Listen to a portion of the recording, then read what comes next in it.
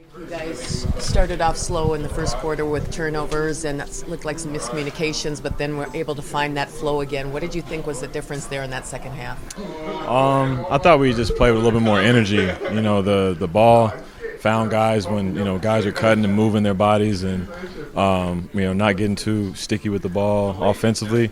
It created a pattern for us. It gave us something to kind of get behind, and defensively, we do to get back in the game, and got physical. We were able to be handsy. We were able to get out in transition and just play our basketball there in the second half. That consistency we saw tonight from Jaden McDaniels, that continues from game in and game out. What did you think he did for the team in the third quarter? He carried us tonight. He really took the game over. His energy, his both ends of the floor. We love the way he was being aggressive offensively, attacking the rim, getting in transition, knocking down open shots, just being aggressive, looking for his offense, because we need that. We need that kind of Jaden every night. I think it takes a lot of pressure off of Julius and Ant and guys like that to have to be relied on so heavily. Mike, what's it like to watch him be so efficient with a high degree of difficulty on his shots? I mean, they're not just layups and wide open threes that he's hitting. It's impressive. He works on it though. You see him every day. He works on his game, and he's 6'10", dang near. And most of those shots look difficult, but for him, he doesn't see anybody guarding him. So he's gotten really good at it. I'm proud of him, but something he's going to continue to work on. You said in the first half of the fourth quarter, and then even on that last possession. How do you guys bottle that ball movement? It seems to be when you guys not only effective, but you seem to be having the most fun out there. Man, we just got to find a way to tap into it, early and often in games. I think the earlier we can get to it, the more everybody's in a rhythm.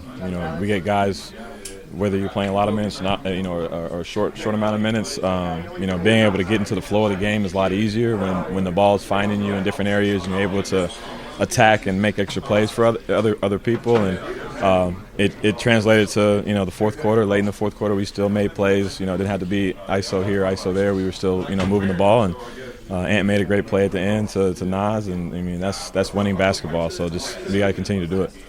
That kind of chase down steal you had late, like how did you read that play and make that happen in a difficult circumstance? Yeah, well, I saw it kind of overthrew the ball, so I was thinking like, what would I do if I'd probably try to save it back to the guy. So I was just trying to get back in front of Dunn before he threw it in bounds, and was able to get my hand on the ball, and I'm surprised I saved it at that point. I couldn't stop and had no brakes, so.